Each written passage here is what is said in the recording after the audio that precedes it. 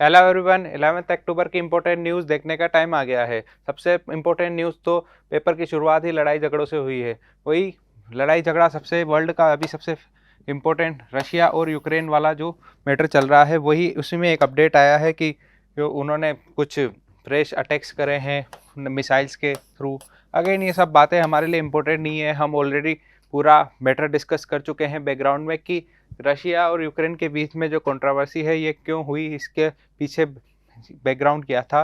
वो नाटो की membership join करने वाला मैटर था, हम ऑलरेडी डिस्कस कर चुके हैं। हमने देखा था कि किस तरीके से यूक्रेन जो है वो नाटो की मेंबरशिप लेना चाह रहा था, जिसको रशिया ने अपोज करा था, और उसी के बाद से इन दोनों के बीच में ये बायलैटरल वॉर स्टार्ट हुई थी। अगेन इसी के पास में एक न्यूज़ आई है सुप्रीम कोर्ट के कोलेजियम सिस्टम को लेकर।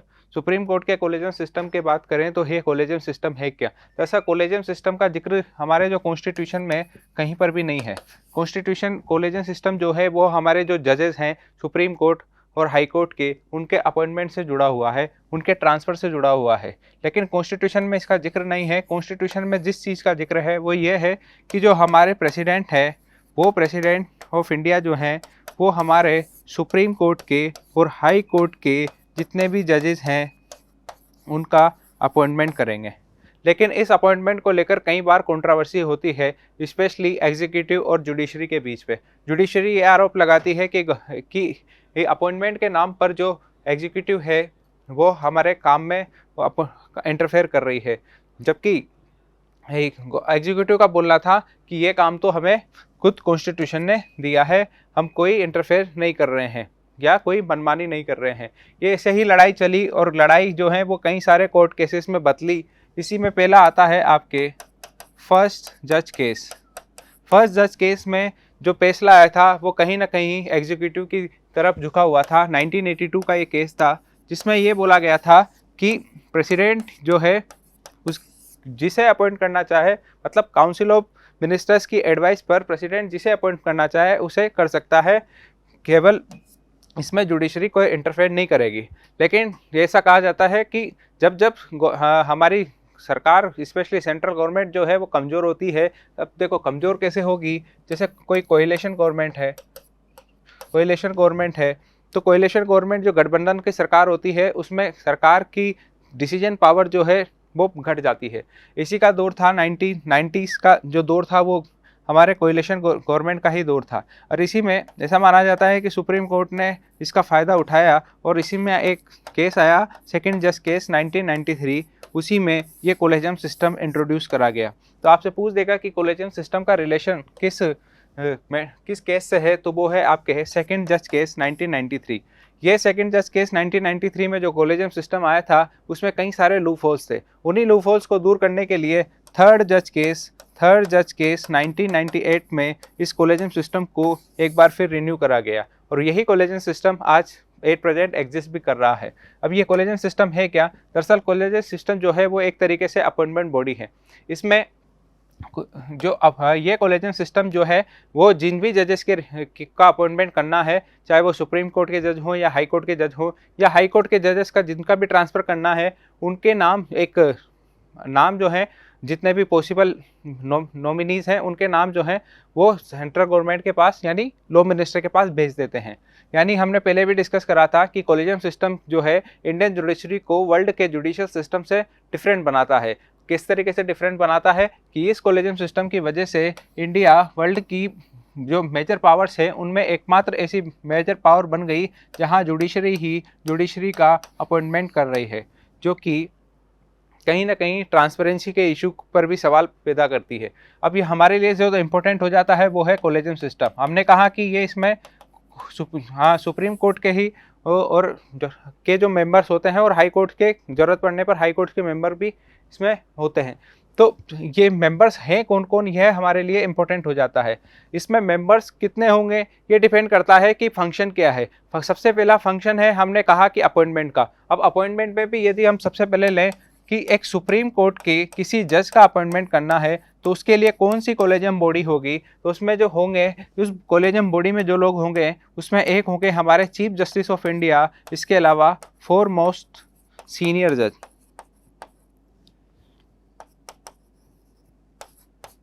4 मोस्ट सीनियर जज। अब ये 5 लोग मिलकर डिसीजन लेंगे और जो भी पॉसिबल नॉमिनीज हैं, जो भी नाम है वो लॉ मिनिस्ट्री के पास भेज देंगे। लॉ मिनिस्ट्री मतलब गवर्नमेंट। और ये लॉ मिनिस्ट्री ये इसके नामों को काउंसिल ऑफ मिनिस्टर्स की मीटिंग में रखेगी। वो काउंसिल ऑफ मिनिस्टर डिसीजन लेगा और वो नाम फिर आगे प्रेसिडेंट के पास चल जाएंगे और प्रेसिडेंट के साइन के बाद उनका अपॉइंटमेंट हो जाएगा। ये पूरा प्रोसेस है। इसी के बाद दूसरे अपॉइंटमेंट होगा आपका सुप्रीम कोर्ट के जज के अलावा हाई कोर्ट के जज। एक हाई कोर्ट के जज में एक सीजेआई तो ऑब्वियसली होंगे, लेकिन 4 मोस्ट सीनियर जज नहीं होते, केवल 2 मोस्ट सीनियर जज होते हैं। इस तरीके से ये कोलेजियम सिस्टम अपने फंक्शन के अकॉर्डिंग बदल रही है। तीसरा काम था हमारा कि ट्रांसफ़र का अपॉइंटमेंट कर दिया हमने, अब रहे ट्रांसफ़र का। और ट्रांसफ़र किसका होगा? ऑब्वियसली बात है, सुप्रीम कोर्ट तो एक ही है, हाई कोर्ट्स कई सारे हैं, तो हाई कोर्ट्स के जजेस का ही ट्रांसफ़र होगा। तो हाई कोर्ट के जो जजेस के ट्रांसफ़र के लिए जो कोलेजियम बॉडी होगी, ये इंपॉर्टेंट है। इसमें कई सारे लोग होते हैं। पहला, चीफ जस्टिस ऑफ इंडिया। इसके अलावा सुप्रीम कोर्ट के 4 मोस्ट सीनियर जज। इसके अलावा जिस हाई कोर्ट से ट्रांसफ़र हो रहा है उस हाई कोर्ट के चीफ जस्टिस, और जहां पर ट्रांसफ़र हो रहा है उस हाई कोर्ट के चीफ जस्टिस। फॉर एग्जांपल, यदि किसी का गुवाहाटी हाई कोर्ट से ट्रांसफ़र होकर इलाहाबाद हाई कोर्ट में ट्रांसफ़र होता है, तो गुवाहाटी हाई कोर्ट के जो चीफ जस्टिस होंगे वो, और चूंकि इलाहाबाद हाई कोर्ट में इनका ट्रांसफ़र हो रहा है गुवाहाटी से, तो इलाहाबाद हाई कोर्ट के भी जो चीफ जस्टिस होंगे। इस तरीके से टोटल सीजेआई 4 लोग ये और 2 लोग चीफ जस्टिस, यानी टोटल 7 लोगों का एक कोलेजियम बॉडी होता है ट्रांसफ़र को लेकर। इस पे आगे बढ़ते हैं। फ्रंट पेज पे जो इम्पोर्टेंट न्यूज़ थी वो यही थी। अगेन मुलायम सिंह की डेथ हो गई, इम्पोर्टेंट नहीं है हमारे लिए, क्योंकि ये हम किसी एसपी पार्टी का तो एग्ज़ाम दे नहीं रहे। आगे बढ़ते हैं। ये सिटी की न्यूज़ आती है सेकंड पेज पे, दिल्ली का एडिशन है तो वहाँ की लोकल न्यूज़ है। आगे चलते हैं। अगेन इस पर देखिए, महाकाल कॉरिडोर का एग्जाम्पल हो रहा है, तो ओबियसली सब लोग जानते हैं महाकाल कॉरिडोर मतलब महाकालेश्वर मंदिर जो है आपके वहाँ पर। और ये महाकाल मंदिर है कहाँ पर? आपके उज्जैन में है। इट्स टू मच ईजी, ये बहुत ज़्यादा ईजी है, बहुत कॉमन है। बहुत मुश्किल है कि इस तरीके से पूछे, क्योंकि नाम में क्लियर हो रहा है महाकाल कॉरिडोर मतलब महाकाल का मंदिर यानी उज्जैन। आगे बढ़ते हैं, काम की चीज़ देखते हैं। स्टालिन जो हैं वो, उनका कुछ स्टेटमेंट आया है लैंग्वेज को लेकर कि आप लोग जो हैं वो हिंदी लैंग्वेज को इम्पोज कर रहे हैं, और ये बोल रहे हैं हमारी सेंट्रल गवर्नमेंट जो है वो हम स्टेट्स पर ज़बरदस्ती जो हिंदी जो लैंग्वेज है वो इम्पोज कर रही है। दरअसल ये मैटर क्या है? तो ये मैटर कंट्रोवर्सी है क्या पूरी, ये इसको पूरा समझते हैं। शुरुआत करते हैं हमारे खुद के कॉन्स्टिट्यूशन से। कॉन्स्टिट्यूशन में दरअसल लिखा हुआ क्या था? कॉन्स्टिट्यूशन में अब गवर्नमेंट क्यों हिंदी को प्रमोट कर रही है? गवर्नमेंट भी कॉन्स्टिट्यूशन की कहती है कि हम तो कॉन्स्टिट्यूशन का ही काम कर रहे हैं। स्टालिन भी बोलता है कि आप कॉन्स्टिट्यूशन के अगेंस्ट काम कर रहे हैं। कि दोनों में से कौन सही है, ये तो हम इस कॉन्स्टिट्यूशन में क्या लिखा हुआ है ये जानने के बाद ही डिसाइड कर पाएंगे। कॉन्स्टिट्यूशन की बात करें तो कॉन्स्टिट्यूशन जब 1950 वाला जो ओरिजिनल कॉन्स्टिट्यूशन था उसमें यह बात लिखी गई थी कि जो हिंदी लैंग्वेज होगी और हिंदी में भी देवनागरी जो लिपि है वो वाली लैंग्वेज, वो हमारी ऑफिशियल लैंग्वेज होगी। लेकिन इसका मतलब ये नहीं है कि इंग्लिश का यूज नहीं होगा। 1950 के पहले जिन भी कामों के लिए इंग्लिश का यूज होता आता था, जैसे पार्लियामेंट की फंक्शनिंग जो थी, पार्लियामेंट की जो कार्यवाही है वो, ऐसे कई सारे काम थे जिनके लिए पहले जो ब्रिटिश गवर्नमेंट थी उसमें इंग्लिश लैंग्वेज यूज होती थी। तो 1950 के पहले जिन कामों के लिए इंग्लिश लैंग्वेज का यूज होता था वो अगले 15 सालों तक होता रहेगा। इन 15 साल में हम इन इंग्लिश लैंग्वेज का यूज़ कम करेंगे और धीरे धीरे हिंदी लैंग्वेज देवनागरी लिपि वाली उस पर शिफ्ट हो जाएंगे। ये पूरी बात 1950 के ओरिजिनल कॉन्स्टिट्यूशन में लिखा गया था। अभी तो चलने दो जो चल रहा है, जो पहले जिन कामों के लिए इंग्लिश का यूज़ करते थे कर लेते हैं, लेकिन 15 साल के अंदर इसका यूज़ कम करेंगे और हमारी ऑफिशियल लैंग्वेज यानी देवनागरी लिपि हिंदी की तरफ शिफ्ट होंगे। ये मैं आज की बात नहीं बता रहा हूँ, ये मैं 1950 की बात बता रहा हूँ। टाइम आगे बढ़ा, स्टेट गवर्नमेंट्स स्पेशली जो साउथ के जो नॉन हिंदी बेल्ट है, नॉन हिंदी बेल्ट मतलब आपका साउथ इंडिया, ये पूरा साउथ इंडिया में जो है आप महाराष्ट्र से लेकर, महाराष्ट्र को फिर भी नहीं इंक्लूड करें तो महाराष्ट्र, आंध्र प्रदेश, कर्नाटक, तमिलनाडु, केरला, ये नॉन हिंदी बेल्ट ने लगातार इसका विरोध करा। और ये बात तो गवर्नमेंट को खुद को समझ में आ गई कि यदि हमने ऑफिशियल लैंग्वेज 1965 तक इंग्लिश के यूज़ को बिल्कुल जीरो कर दिया और केवल हिंदी पे डिपेंडेंट रहे तो साउथ के जो स्टेट हैं वो इसका बहुत वो विरोध करेंगे। बात विरोध की भी नहीं थी, गवर्नमेंट को खुद को भी ये लगा कि हम यदि हिंदी लैंग्वेज करेंगे, ऑफिशियल लैंग्वेज करेंगे, तो एक सेंट्रल गवर्नमेंट और एक तमिलनाडु गवर्नमेंट के बीच में यदि कोई फाइल घूमती है, फॉर एग्जांपल तमिलनाडु गवर्नमेंट से कोई फाइल आई सेंट्रल गवर्नमेंट, तो उसकी लैंग्वेज क्या होगी? कि एक कॉमन लैंग्वेज तो चाहिए एक स्टेट और सेंटर को भी, कि उनके बीच में जो भी डॉक्यूमेंट्स का एक्सचेंज होता है उन एक्सचेंज किसी एक कॉमन लैंग्वेज तो चाहिए। तो गवर्नमेंट को ये लगा कि इंग्लिश के यूज़ को अवॉइड नहीं करा जा सकता, इसलिए 15 साल के पहले ही गवर्नमेंट को ये समझ में आ गया और ऑफिशियल लैंग्वेज एक्ट 1963 में ये बोला गया कि इंग्लिश का यूज़ भी और हिंदी का यूज़ भी दोनों चलेगा। जैसे तमिलनाडु वाले स्टेट्स हैं, यदि उनके बीच में कुछ एक्सचेंज करने हैं, डॉक्यूमेंट्स का एक्सचेंज जो भी होगा वो हम इंग्लिश से कर लेंगे, लेकिन जिन स्टेट्स की, जैसे तमिलनाडु की स्टेट ऑफिशियल लैंग्वेज तमिल है, तो ऐसे में तो हम इंग्लिश का यूज़ कर लेंगे। लेकिन यदि हमें राजस्थान, सेंट्रल गवर्नमेंट की ने बोला, यदि हमें राजस्थान के साथ ऐसा कोई काम होगा जिसमें डॉक्यूमेंट्स का एक्सचेंज है, यदि वो हिंदी का यूज़ कर रहे हैं तो हम भी हिंदी का कर लेंगे। तो ऑफिशियल लैंग्वेज एक्ट में सीधी सी बात है कि बोला कि हम दोनों का यूज़ करेंगे, जहाँ जैसी ज़रूरत वैसे यूज़ कर लेंगे। तो इस तरीके से तब से हिंदी और इंग्लिश दोनों का यूज़ हम करेंगे, ये ऑफिशियल लैंग्वेज एक्ट 1963 में बोला। लेकिन आज प्रेजेंट गवर्नमेंट में क्या हो रहा है कि दोनों की जगह गवर्नमेंट बोल रही है कि हम हिंदी को प्रमोट करेंगे, हिंदी को प्रमोट करेंगे तो फिर इंग्लिश का यूज़ कम होगा, और अब इंग्लिश का यूज़ कम होगा तो जो नॉन हिंदी बेल्ट है वो उसको अपोज कर रहे हैं। ये स्टालिन का जो स्टेटमेंट आया है, इस पूरे स्टेटमेंट का जो कंसेप्ट की चीज़ थी वो यही थी आपकी। ये सारा आया कहाँ से कि ऑफिशियल लैंग्वेज एक्ट आगे बढ़ते हैं। अगेन एक इम्पोर्टेंट न्यूज क्रॉप डैमेज की। आप अभी जो खरीफ की जो क्रॉप है उस पर काफ़ी ज़्यादा डैमेज हुआ है अननेसेसरी रेनफॉल की वजह से। इस वजह से क्रॉप्स की डैमेज का असिस्मेंट चल रहा है। अरे ये क्रॉप डैमेज असिस्मेंट कर क्यों रहे हैं? ऐसी क्या ज़रूरत आ कि क्रॉप डैमेज असिस्टेंट? ये सब चीज़ें हमारे काम की नहीं है कि पानी कहाँ आया, कितनी क्रॉप हुई। हमारे लिए जो काम की है वो है आपकी प्रधानमंत्री फसल बीमा योजना। ये जो न्यूज़ आई है उसका बैकग्राउंड ये है। इसी बीमा योजना के थ्रू अब फसल क्रॉप का डैमेज का असेसमेंट कर रहे हैं ताकि जो भी बीमा बनता है फार्मर्स का उन्हें वो प्रोवाइड करा सकें। ये स्कीम की बात करें, थोड़ा बैकग्राउंड में चलें तो ये स्कीम आपकी 2016 में आई थी। तो ये क्वेश्चन होगा क्या 2000, हम तो खेती तो सबसे ही कर रहे हैं, तो क्या इसके पहले कोई स्कीम नहीं थी? क्या 2016 से ही फसलों का बीमा, क्रॉप्स का बीमा स्टार्ट हुआ? तो नहीं, ऐसा नहीं था। 2016 में ये स्कीम आई थी जिसने नेशनल एग्रीकल्चर इंश्योरेंस स्कीम और modify national agriculture insurance scheme, ये दो स्कीम को रिप्लेस करके मोदी गवर्नमेंट एक नई स्कीम लाई थी, प्रधानमंत्री फसल बीमा योजना। और ये स्कीम जिस मिनिस्ट्री के अंदर आती है वो है ministry of agriculture. Ministry of agriculture scheme में जिस तरीके से दूसरे बीमा होते हैं उसी तरीके से इसमें भी आपको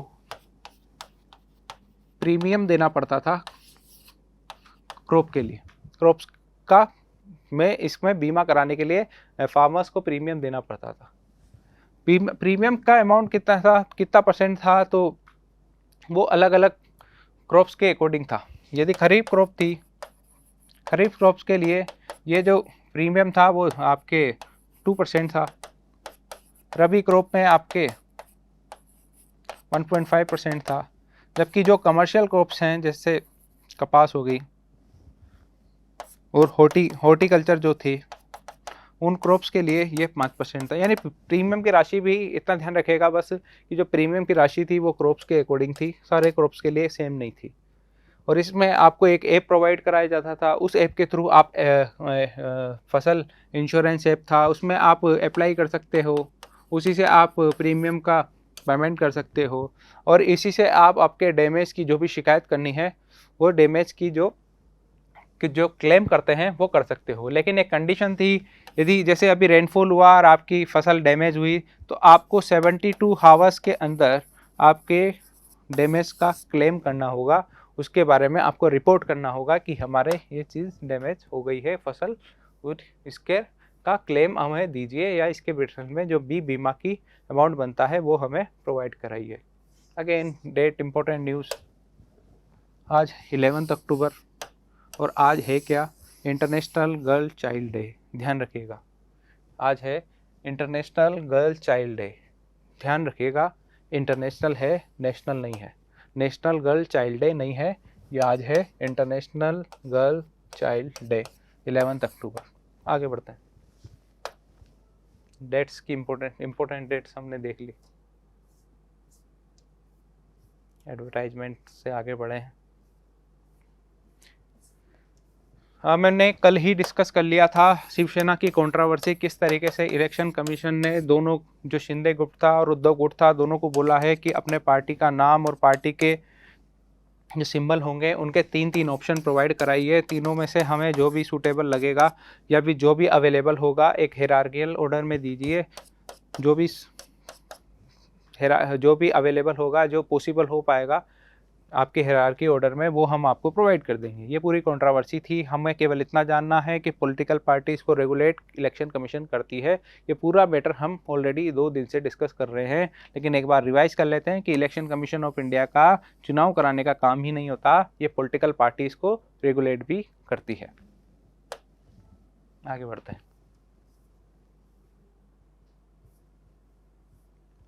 ये लोकल न्यूज़, चाइना की पार्टी की न्यूज़, आजकल इनके न्यूज़ ज़्यादा आ रही है। एक न्यूज़ जो हमारे लिए इम्पोर्टेंट है वो ये आई है, हमारे जो डिसेंट्रलाइज गवर्नेंस सिस्टम है उसके कुछ बातें बताई गई है कि किस तरीके से हम इसको स्ट्रेंथ कर सकते हैं। अरे अच्छा, इसको स्ट्रेंथ करने की ज़रूरत है क्यों? डिसेंट्रलाइज, पहले तो ये समझे कि डिसेंट्रलाइज गवर्नेंस का मतलब क्या है। डिसेंट्रलाइज गवर्नेंस का मतलब है हमारे 73rd और 74th कॉन्स्टिट्यूशन अमेंडमेंट एक्ट, जिसमें यानी डिसेंट्रलाइज गवर्नमेंट मतलब हमारी लोकल बॉडीज़, और लोकल बॉडीज़ का मतलब एक हमारी पंचायत और एक हमारी नगर पालिका, नगर निगम, नगर परिषद, ये अर्बन बॉडीज़।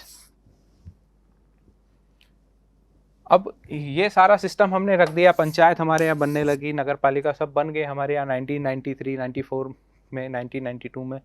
लेकिन कुछ इनकी अपनी कुछ लिमिटेशन से, पंचायत की और नगर पालिकाओं की अपनी कुछ प्रॉब्लम्स है। इससे सबसे बड़ी प्रॉब्लम है एक तो फंड की। पहला कंडीशन तो ये है कि फंड जो है वो जितना होना चाहिए उतना नहीं है। यदि इतना फंड चाहिए तो प्रॉपर फंड नहीं है, अभी भी फंड की कमी रहती है। और जो नेचर ऑफ फंड है वो नेचर ऑफ फंड भी ठीक नहीं है। अब फंड का नेचर का क्या मतलब होता है कि जो हमारे यहाँ के जो लोकल लीडर्स हैं, चाहे वो प्रधान हो, सरपंच हो, उन्हें फंड को अपने हिसाब से अलॉट करने की, उसको यूज़ करने की ऑटोनॉमी नहीं है। वो जो भी फंड आता है वो किसी पर्टिकुलर स्कीम के लिए आ रहा है तो केवल उसी स्कीम में यूज़ कर सकते हैं। जैसे फॉर एग्जांपल प्रधानमंत्री आवास योजना के लिए पैसा आया और तो वो केवल जो जितना पैसा आया उसे उसी स्कीम में लगा सकते हैं। यानी फंड का जो नेचर है उसमें इन्हें ऑटोनॉमी नहीं है।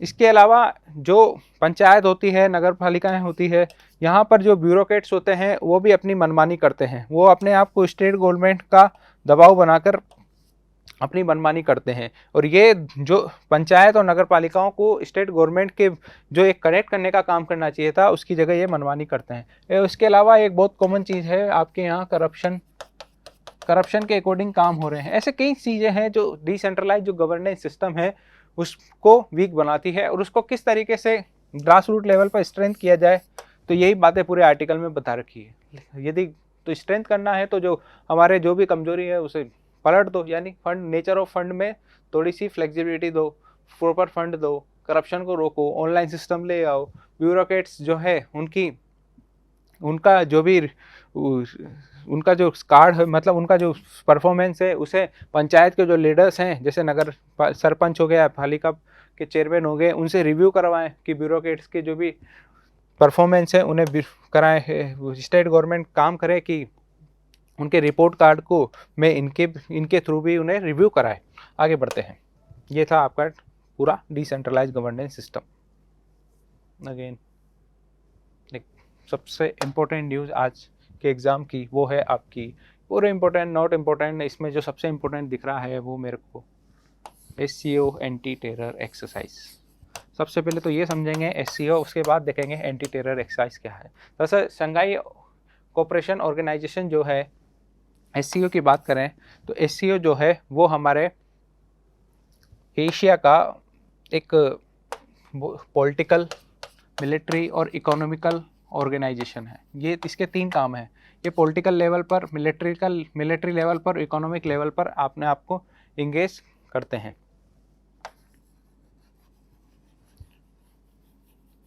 ये यदि एशिया है और यूरोप का एक साथ देखें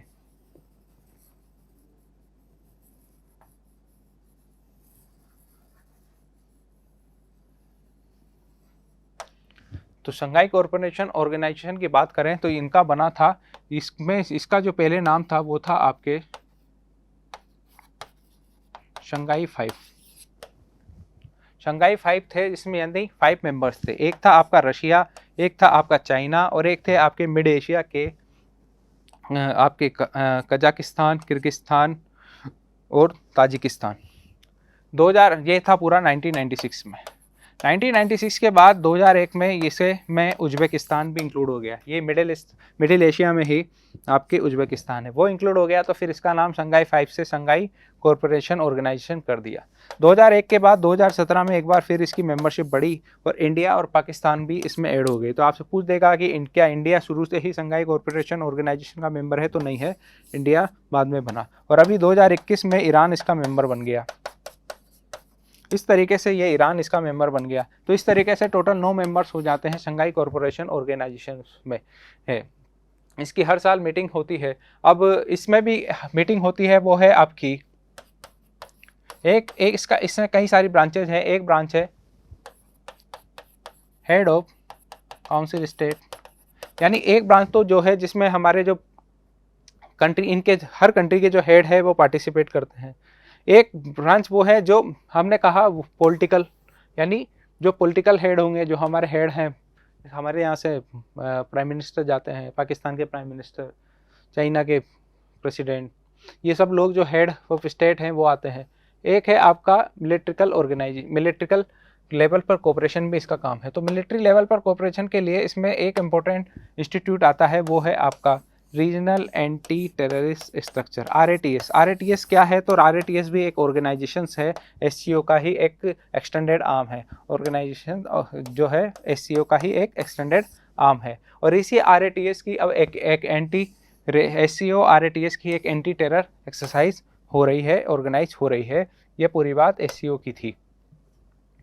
आगे बढ़ते हैं। इसमें भी RATS का जिक्र करा हुआ है आपके, तो ये पूरा ये यहाँ पर आप देख लीजिए SCO regional anti terror structure का।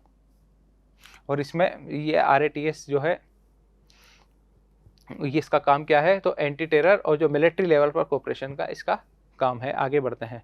अगेन मुलायम सिंह के डेथ की खबर है, इम्पोर्टेंट नहीं है। आगे बढ़ते हैं हम। ये पूरा पेज मुलायम सिंह के बारे में दिया है, लेकिन इसमें एक न्यूज़ आ रही है आपकी नक्सल, और नक्सल में भी अर्बन नक्सल। नक्सल की बात करें तो नक्सल जो नक्सलिज्म है वो कहीं ना कहीं हमारी जो जिस चीज़ से जुड़ता है वो है हमारी इंटरनल सिक्योरिटी। इंटरनल सिक्योरिटी में एक बड़ा थ्रेट जो है वो आपके नक्सलिज्म का है। यदि ये इंडिया है,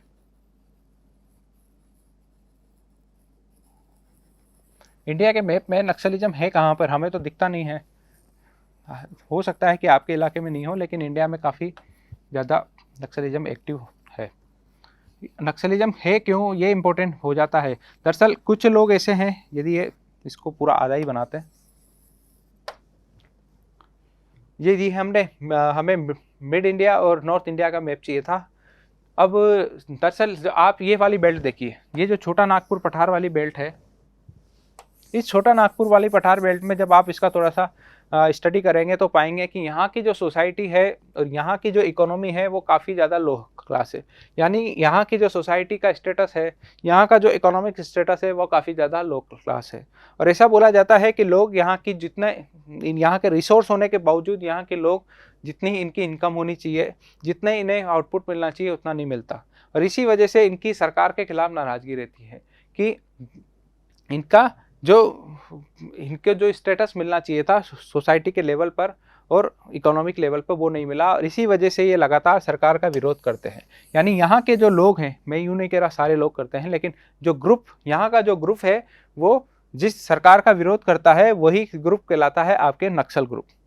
और ये नक्सल ग्रुप जो है वो लगातार अपनी एक्सटेंड करता गया, इधर से ये यहाँ तक बढ़ा और ये आपके आंध्र प्रदेश तक हो गया, इधर ये बिहार तक एक्सटेंड हो गया। तो ये पूरा जो इलाका है जहाँ पर नक्सलिज्म अपने पांव रखता है, इसमें आपके सबसे ज़्यादा आता है आपके झारखंड और स्पेशली छत्तीसगढ़। छत्तीसगढ़ का जो बस्तर वाला इलाका है वो तो अभी भी काफ़ी ज़्यादा यूँ वाला है, तो नक्सलिज्म का जो हॉट स्पॉट है वो छत्तीसगढ़ है। छत्तीसगढ़ में भी जो बस्तर वाला इलाका है वो, इसके अलावा बिहार में था लेकिन अभी बहुत कम है। बिहार में पहले एक टाइम था जब बिहार में भी नेपाल के थ्रू नक्सलिज्म बढ़ गया था।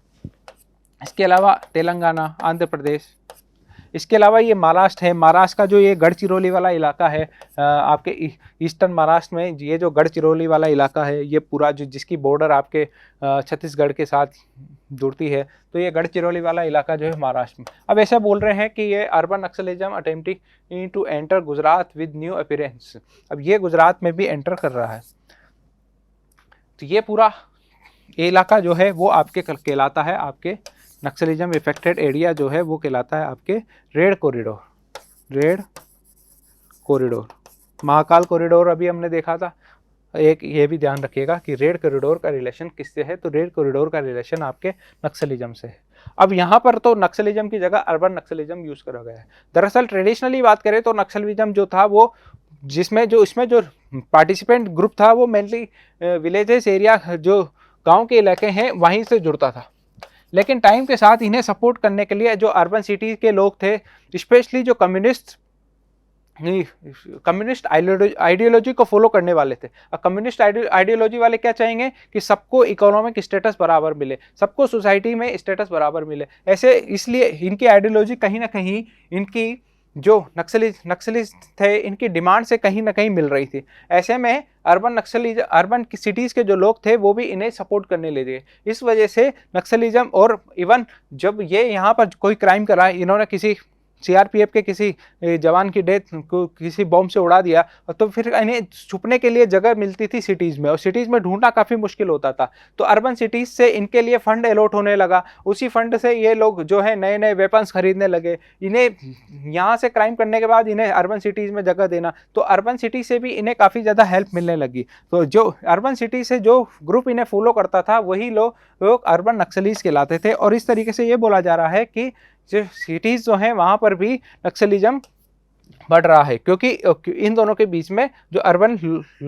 आइडियोलॉजी वाले लोग हैं, अर्बन सिटीज़ में कम्युनिस्ट आइडियोलॉजी वाले लोग हैं, और ये जो इफेक्टेड लोग हैं रेड कॉरिडोर वाले, स्पेशली यहाँ के जो गांव के लोग हैं, इनके बीच में कनेक्शन बढ़ रहा है, कम्युनिकेशन बढ़ रहा है, और इसकी वजह से अर्बन नक्सलिज्म एक बड़ी प्रॉब्लम बन के आ रहा है। इवन मनमोहन सिंह जो थे जब प्राइम मिनिस्टर थे तब तो उन्होंने कह दिया था कि नक्सलिज्म से कहीं ज़्यादा खतरनाक अर्बन नक्सलिज्म है। उनका एक स्पीच में उन्होंने ये मेंशन करा था कि नक्सलिज्म से कहीं ज़्यादा खतरनाक आपका अर्बन नक्सलिज्म है। इस तरीके से हमने इसको पूरा देख लिया। अगेन सीबीआई की न्यूज़ है, सीबीआई को हम काफ़ी दिनों से डिस्कस कर रहे हैं। अब इनका तो काम ही रेड डालना है, रेड किसी ना किसी पे, तो ये चलता रहता है। इकोनॉमिक्स में नोबेल प्राइज़ आया है, हम काफ़ी दिनों से नोबेल प्राइज़ देख रहे थे, तो कि इकोनॉमिक्स पे एक नोबेल प्राइज़ आया है, और ये जो मिला है वो 3 यूएसए के इकोनॉमिक्स को मिला है।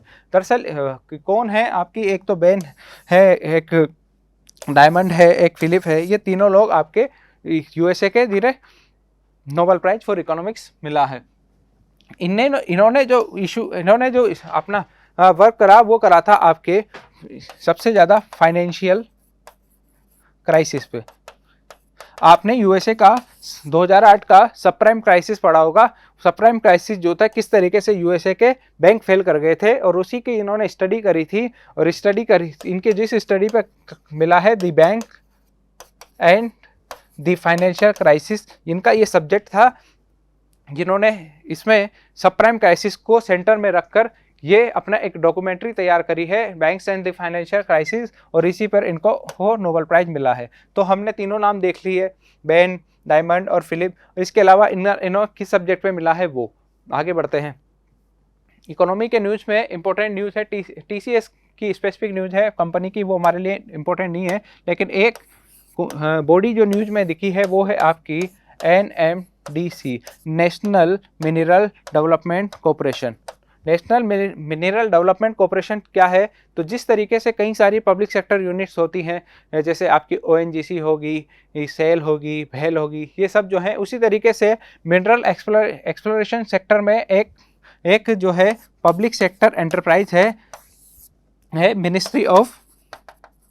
मिनिस्ट्री ऑफ स्टील की अंदर एक पब्लिक सेक्टर एंटरप्राइज है, और इसमें भी ये है किस कैटेगरी की है, तो वो ये है आपकी नवरत्न। इस कई सारे इन्हें स्टेटस दिया जाता है इनकी परफॉर्मेंस के हिसाब से, नवरत्न कंपनी, महारत्न कंपनी। तो एक NMDC की बात करें तो NMDC जो है वो एक नवरत्न पब्लिक सेक्टर एंटरप्राइज है मिनिस्ट्री ऑफ स्टील के अंदर। इवन इसकी बात करें तो ये जो कंपनी है वो आपकी इंडिया की लार्जेस्ट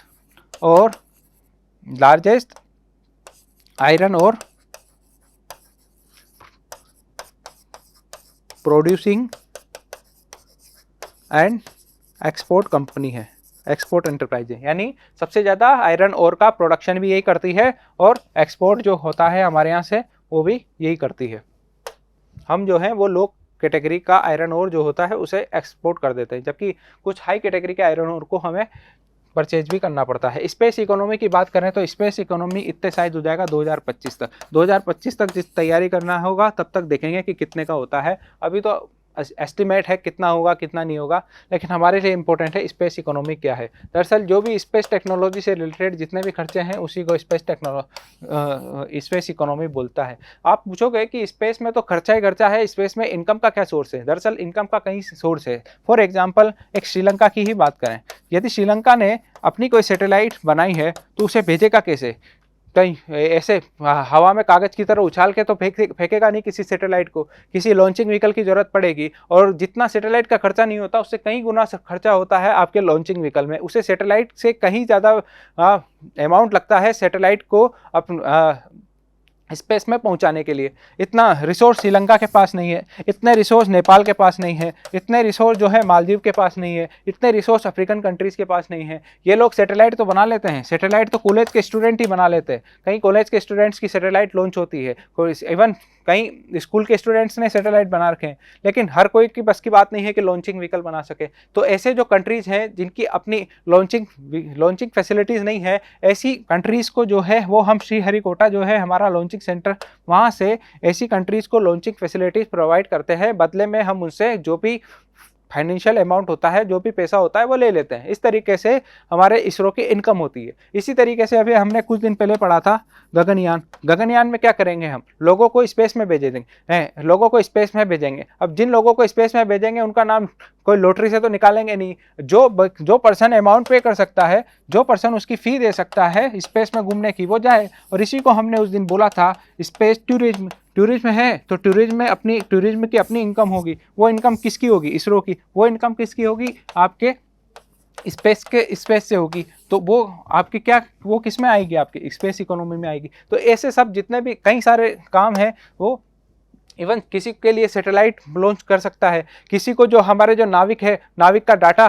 किसी को बेच दें हम, किसी जिस कंट्री है हमारी स्पेशली इंडियन सब कॉन्टिनेंट में, उन्हें नाविक के थ्रू जो हमने डाटा लिया है सैटेलाइट डाटा वो दे देना। कम्युनिकेशन का में सैटेलाइट में उन्हें थोड़े से स्पेक्ट्रम दे देना। ऐसे कई सारे चीज़ें हैं जहाँ पर इसरो के लिए इनकम, जो इसरो के लिए इनकम जनरेट करती है, वही सारी चीज़ें स्पेस इकोनॉमी में आती है। और इसमें हम $13 बिलियन तक टच कर लेंगे, ऐसा बोल रहे हैं 2025 तक। अगेन स्पोर्ट्स की न्यूज़ है, ऐसी कोई खास न्यूज़ नहीं है जिसे डिस्कस करा जाए। एडवर्टाइज और स्पोर्ट्स की न्यूज़ थी, यहीं पर इंपॉर्टेंट जो न्यूज़ थी वो आज हमने देख ली। एक बार फिर रिवाइज करें तो इंपॉर्टेंट न्यूज़ में हमने सुप्रीम कोर्ट का कोलेजियम सिस्टम देखा, हमने आज इंटरनेशनल इश्यूज़ में एससीओ के बारे में देखा, इकोनॉमिक इश्यूज़ में सबसे पहले तो हमने नोबेल प्राइज़ देखा, हमने किस तरीके से टेक्नोलॉजी में स्पेस की इसरो की जो क्या इनकम के सोर्सेज हैं वो देखा, गर्ल चाइल्ड डे के बारे में देखा।